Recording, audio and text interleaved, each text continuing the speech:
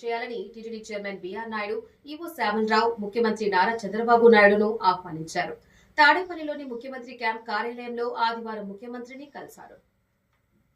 3046 తిరుపతి శ్రీ కోదండరామస్వామి వారి వార్షిక బ్రహ్మోత్సవాలు కనుల పండుగ జరుగుతున్నాయి. అందులో భాగంగా 4వ రోజైన ఆదివారం ఉదయం కల్పవృక్ష వాహనంపై శ్రీరామచంద్రమూర్తి కటాక్షంతో భక్తులు పునీతులయ్యారు.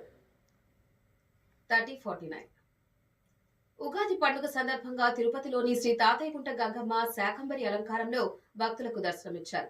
ప్రజలందరికీ ఆహ్వానం. ఉగాది పండుగ సందర్భంగా తిరుపతిలోని శ్రీ తాతయ్యగుంట గంగమ్మ శాకంబరి అలంకారంలో భక్తులకు దర్శనమిచ్చారు. ప్రజలందరికీ ఆహారంకు ఎటువంటి లోటు లేకుండా సుభిక్షంగా ఉండాలని అర్చకులు మురళీస్వామి తెలిపారు. 3050 తిరుపతిలోని పలు టీటీడీ ఆలయాల్లో ఉగాది పండుగ సందర్భంగా భక్తులు స్వామివారిని దర్శించుకున్నారు. స్వామివారిని దర్శించుకున్న భక్తులకు తీర్థ ప్రసాదాలతో పాటు ఉగాది పచ్చడిని అందించారు.